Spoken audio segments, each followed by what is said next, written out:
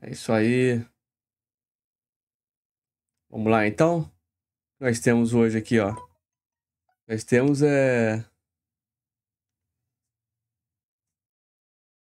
Nós temos o Pepe Café e o Tito. Esses dois camaradas são bem interessantes. Pessoal, quem for chegando, deixa o like, se inscreva no canal, acione o sininho de notificações para novos conteúdos e vamos dar uma analisada do que esses dois grandes comentaristas aqui, analistas da geopolítica mundial, têm para nos informar. A gente não precisa concordar com tudo que eles falam, mas a gente pode ouvir eles e tirar umas outras conclusões, né? Porque eles também têm uma visão diferente do mundo.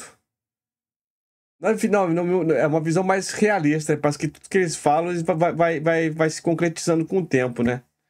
Então a gente que tem um discernimento um pouquinho maior, às vezes, que a gente gosta de estudar todas as culturas, a gente percebe que vai encontrando pessoas assim que têm uns pensamentos diferentes. E esses pensamentos diferentes nos agrega muito conhecimento.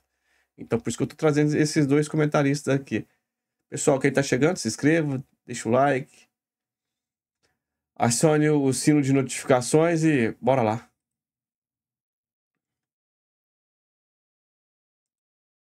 Esperado pelo mundo inteiro, os europeus são menu, não apitam absolutamente nada em toda essa história. Nós estamos no jantar.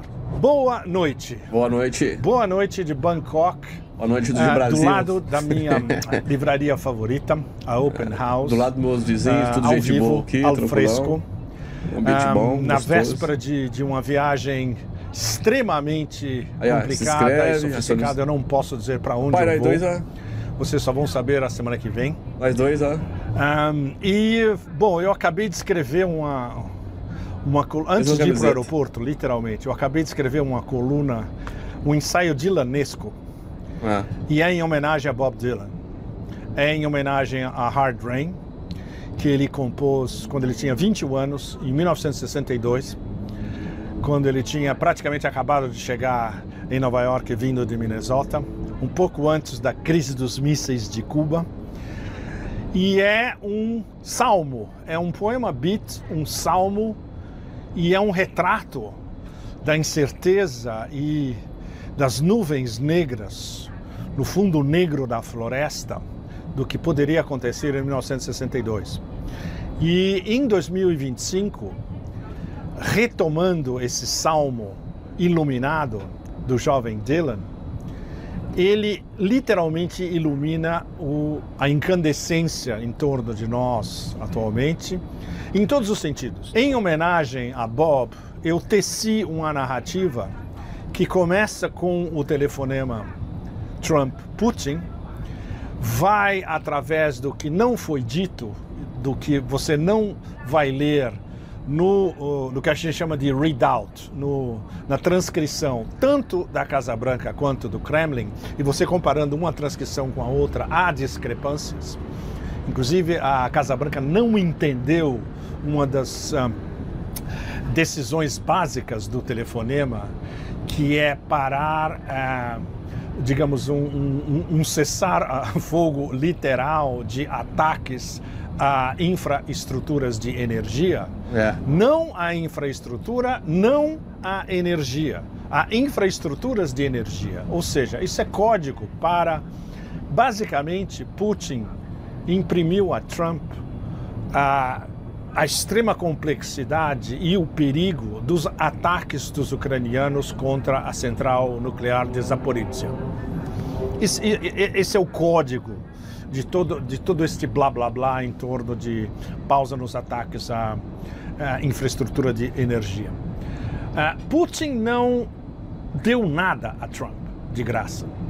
A gente não sabe o que Trump deu a Putin. E isso é o famoso off the record. É o que não está na transcrição oficial, tanto da Casa Branca quanto do Kremlin.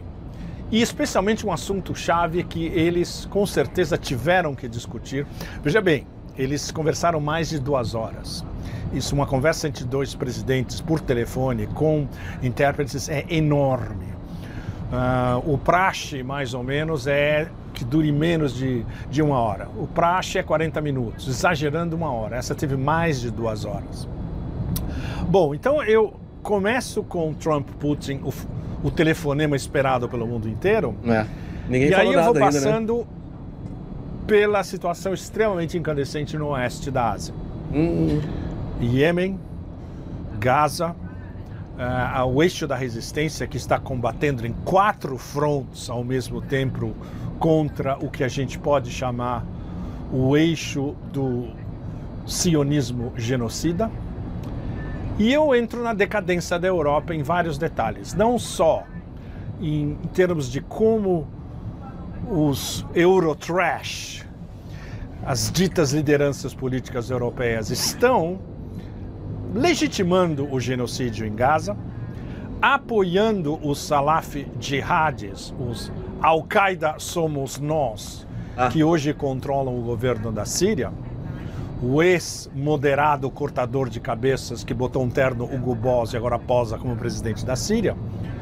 Tudo isso é legitimado, né? Endossado e pago pela União Europeia, que alguns dias atrás recebeu como um hóspede excepcional em Bruxelas o ministro das Relações Exteriores do presidente ex-cortador de cabeças, agora terninho Hugo Boss, que era um dos seus asseclas no grande Idlibistão.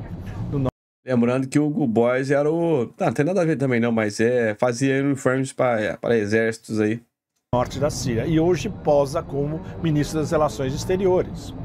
É um personagem que legitima para a opinião pública do Ocidente os massacres, e não há outra maneira de qualificar, os massacres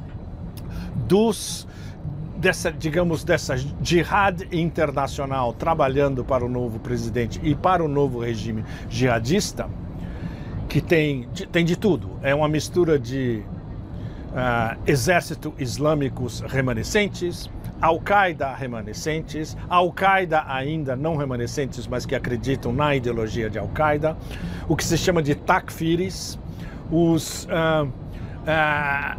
anti tudo no Islã que não seja a sua ideologia, que teoricamente remontaria ao século VII, uma interpretação purista do Islã, mas é basicamente uma interpretação literal e intolerante do Islã, do século VII. E mercenários de todos os tipos, mercenários chechênios, uzbeques, uigurs, exatamente, alguns mercenários europeus também, e todos esses trabalhando para esse extermínio e massacre, como foi comprovado por um membro grego do Parlamento Europeu, que eu coloco em detalhes na minha coluna, que visitou Damasco, visitou o patriarca de Antioquia também, e estabeleceu que nas últimas 2 semanas, pelo menos 7.000 alauítas, cristãos, xiitas também, inclusive sunitas moderados, businessmen, laicos, foram chacinados pelo exército Salaf Jihad do novo presidente da Síria. Da Europa e dos Tudo isso Unidos. legitimado pela União Europeia. E aí no meio eu vou entrando nas demências cumulativas da União Europeia, que são ilustrações de como isso vai gerar uma hard rain, para citar diretamente o Salmo de Bob Dylan, em cima da decadência absoluta e irrestrita das lideranças políticas da União Europeia. Então eu vou alinhavando, seguindo versos escolhidos de Dylan, que eu coloco nos interstícios, nós vamos alinhavando essa nova narração 2025 comparada com 1962, onde as imagens de 1962 ilustram a demência de 2025, até chegar ao final, que faz uma referência direta a um ensaio brilhante de Konstantin von Hofmeister, um excelente scholar alemão.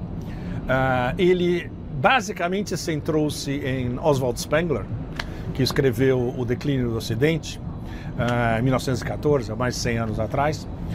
Dugin também, evidentemente, mas fundamentalmente algumas das ideias básicas são fundamentais no sentido de que essa ideia spengleriana da Europa ter já atingido o seu ápice no início do século XX e depois estava no caminho já de uma longa decadência, isso é ainda mais visível hoje. E eu fiz uma ligação direta entre o Spengler e os Homens Ocos do T.S. Eliot. Isso aqui falou é bem interessante, que tem várias reportagens, artigos e mensagens, assim, livros, falando assim que a Europa é o...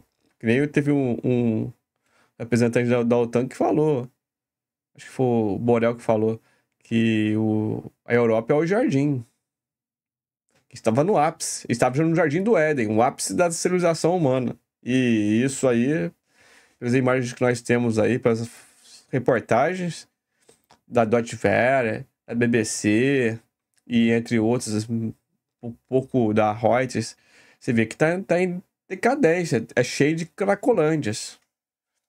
É cracolândias mesmo, não é ponto de droga assim, tá? São cracolândias. T.S. Eliot era um dos modelos literários, justamente, do jovem Bob Dylan. Eu acabei isso agora há pouco, antes de vir para cá, ao fresco, conversar com vocês antes dessa viagem literalmente espacial que vai começar de madrugada hoje, no sentido de que o grau de irracionalidade e de que o nosso grande amigo do passado, pós-modernista Baudrillard, qualificava como pós-modernismo, o ápice do pós-modernismo hoje está sendo encarnado por essa União Europeia, por essas elites europeias que estão colapsando na nossa frente.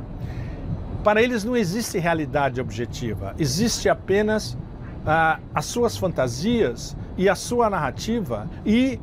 É só para complementar a coisa aqui, que eu sei que tem muitos malucos aí falando ali, europeu, branco, colonialista. Meu amigo, eu não vou fazer parâmetro do que foi no passado e do que foi hoje. No passado era aquilo que tinha no mundo, era aquela consciência que existia no mundo, não vou julgar se eles estavam certos ou estavam errados, era a natureza humana que estava seguindo o seu fluxo. E hoje a gente tem consciência, já são outros momentos, outros parâmetros, então a gente tem como combater isso. Não vou julgar, como é que é mesmo? Tem europeu, branco, não é? Branco safado colonizador. Isso aí é balela, sou descendente de branco também, minha família tem gente branca também. Não vou cair nessas pessoas, eram todas pessoas humildes, trabalhadoras, não vou cair nessa balela. E eu tenho certeza que todas as pessoas... Pode até parecer, mas tenho certeza que 99% das... 99 é muito. Tenho certeza que 90% da população brasileira, metade é branca e metade é misturado com branco. 90% da população tem branco, negro e índio junto, misturado. Entendeu? Então não vou cair nesse papinho branco safado, que as pessoas brancas merecem...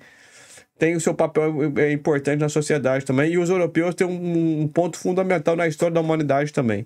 Agora, o que a gente tem que combater são as injustiças. Não fica com essa retórica boba, tosca, alienante, que branco safado. Não. Meu amigo, se for pra África também, tá cheio, em todo lugar do mundo, tem malandro pra todo quanto é canto do mundo. Agora é o seguinte, tem um passado,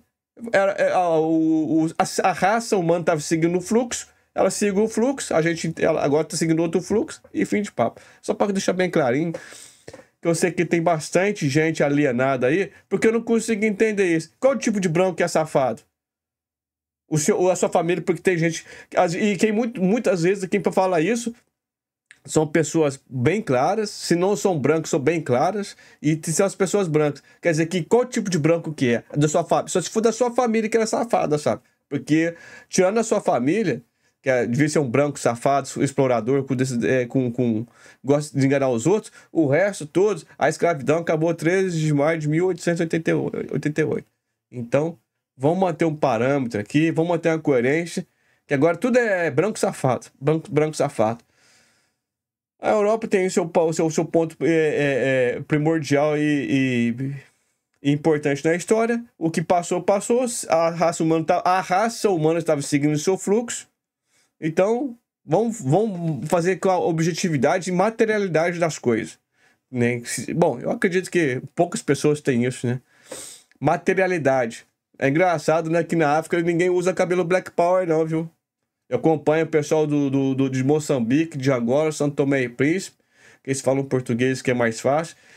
E eu não vejo ninguém de cabelo Black Power lá, e nem que aquelas fantasias que o pessoal usa aí, com roupa tudo colorida, assim. Poucas pessoas. Eu vi pouquíssimas vezes. Poucas pessoas. Só para deixar bem claro aí. Não é um desabafo, não. É só entre parênteses. No Brasil aqui, pega as modas americanas e acha que tá seguindo o fluxo.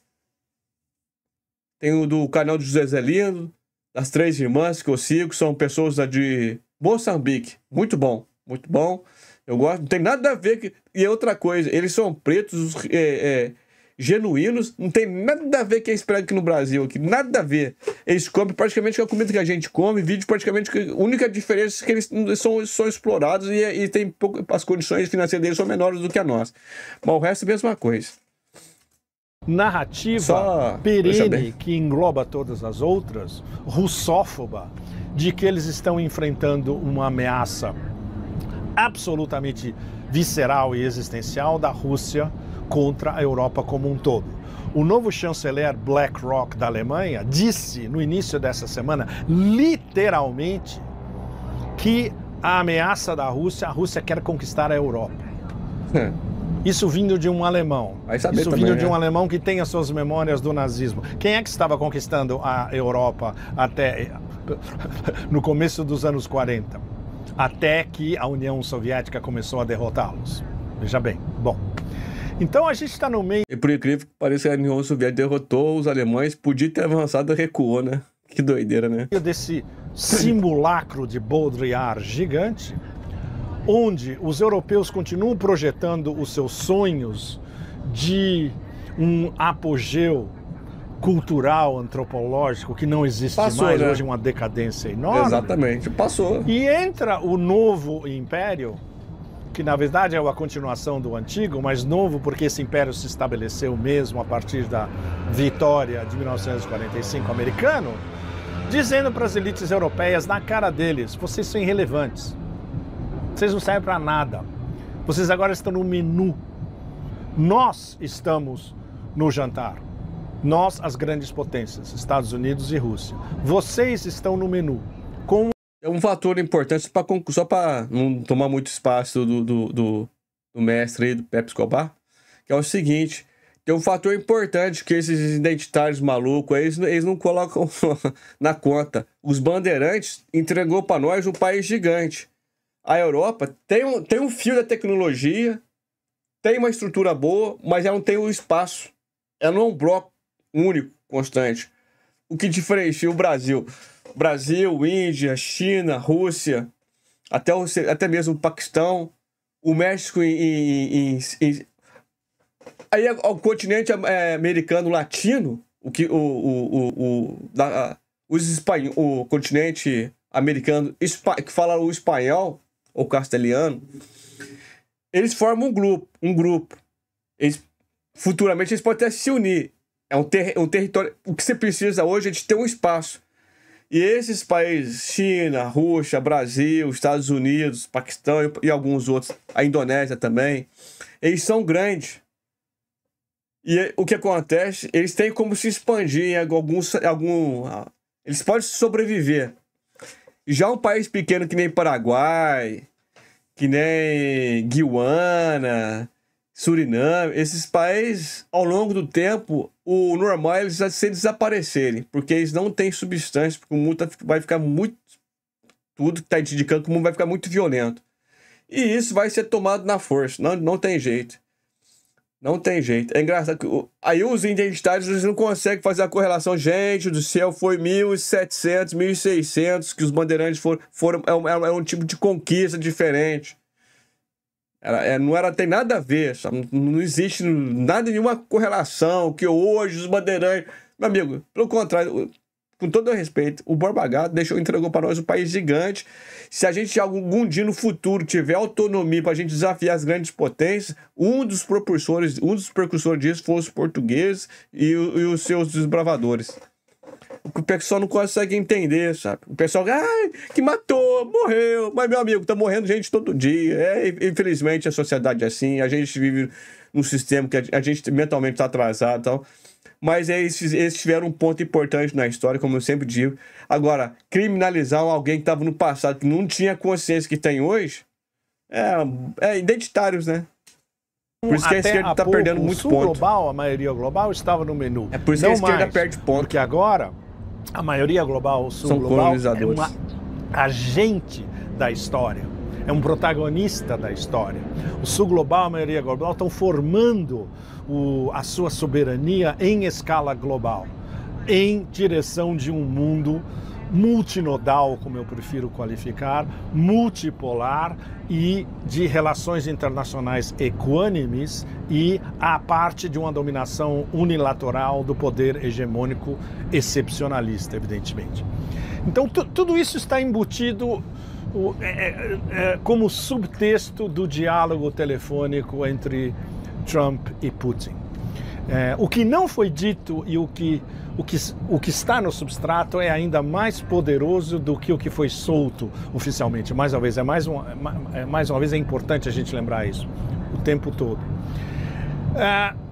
Essa reconfiguração das relações internacionais, que aparentemente seria colocar as duas superpotências nucleares, e no caso da Rússia, superpotência nuclear hipersônica, na mesa, discutindo um menu, justamente um painel muito amplo de relações bilaterais e de relações multilaterais e de respeito a esferas de influência. A gente não sabe se os americanos vão respeitar a esfera de influência da Rússia.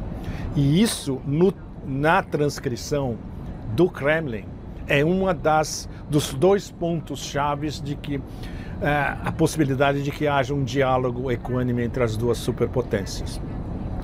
Que se estabeleça um diálogo entre os dois em termos de segurança para todos, indivisibilidade de segurança, que é o que a Rússia estava propondo aos americanos já no final de 2021, com as cartas que eles mandaram para a Casa Branca e para o Pentágono, e respeitando os interesses nacionais e as prioridades russas também. Ou seja, um diálogo entre iguais.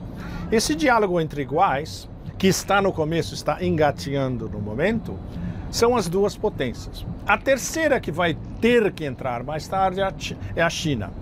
E aí a possibilidade muito mais tarde, dependendo de como esse processo continua, de nós termos uma nova Yalta. E a nova Yalta não vai ter Europa. Isso todo mundo já sabe. A nova Yalta vai ser Estados Unidos, Rússia e China.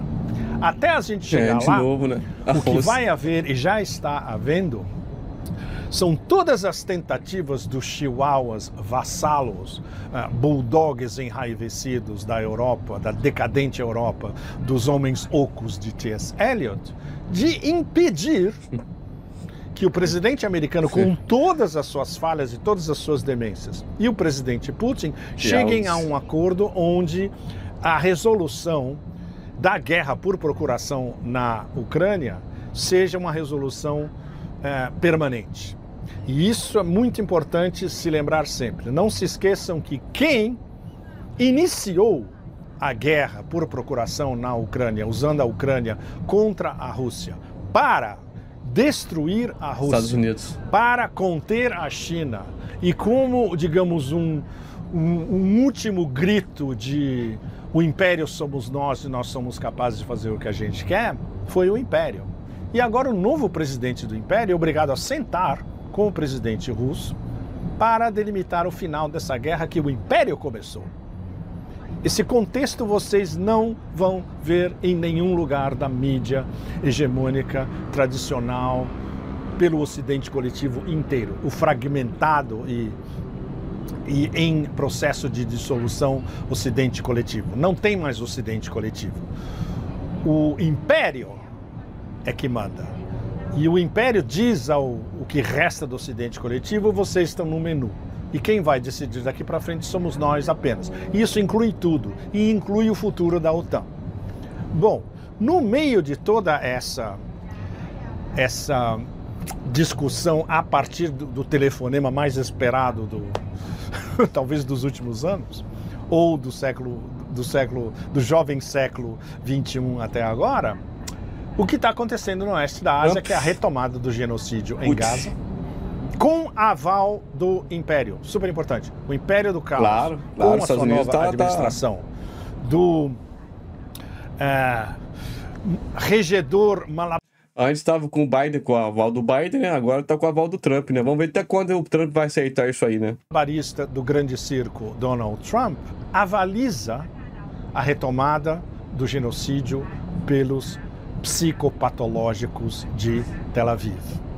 Ao mesmo tem uma passagem na Bíblia, acho que é Isaías, não sei se é 5 ou 6, que fala, né? Que fala que pelos filisteus e pelos sírios, né? E Jerusalém caiu foi pelos filisteus e pelos sírios, né? Ao mesmo tempo, Trump, que está tentando posar como um fazedor de paz, usando a paz através... Isaías é o que fala que é derrubada de Jerusalém, é a parte que vem o Messias, que fala de Jesus, né, que vai nascer um novo Messias aí. Da força, seu próprio... Se a Bíblia tiver certo, pode ser que vai ser um... Ele está comprando uma guerra.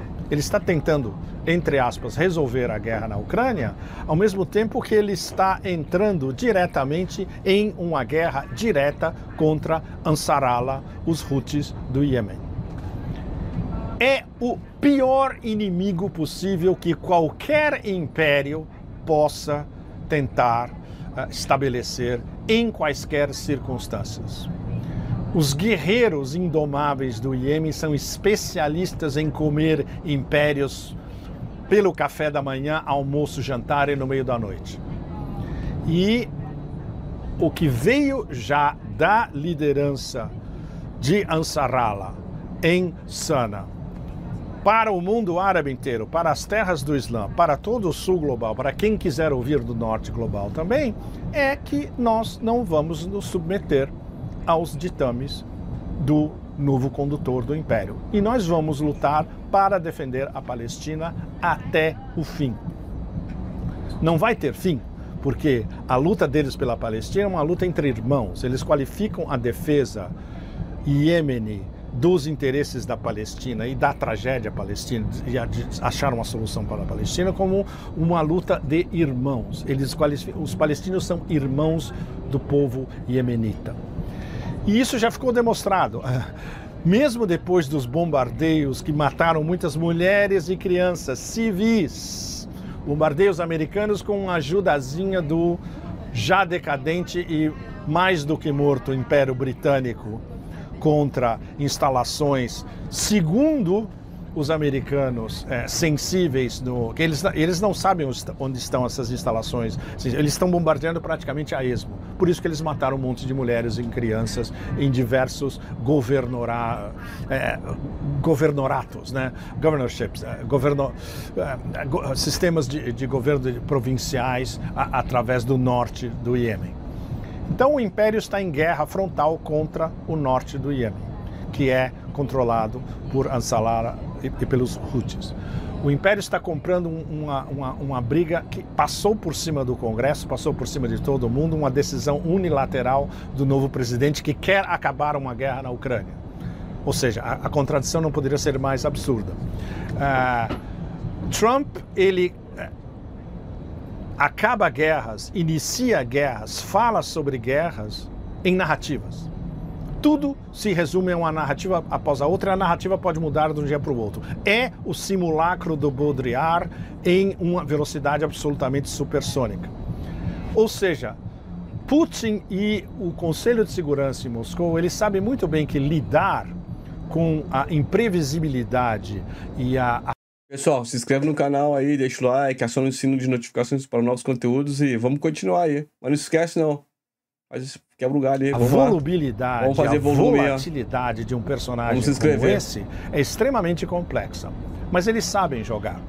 Ele sabe jogar especialmente porque só haverá um acordo em termos das relações em mais alto nível entre Washington e Moscou, incluindo uma resolução para a Ucrânia, se houver garantias a ferro, fogo, aço, tudo que vocês possam imaginar do Império. E mesmo assim, não se pode acreditar em nada do que eles dizem, falam ou assinam, porque o nosso amigo, o ministro Sergei Lavrov das Relações Exteriores russas, sempre definiu, especialmente nos últimos 3 anos, o Império como incapaz de qualquer acordo.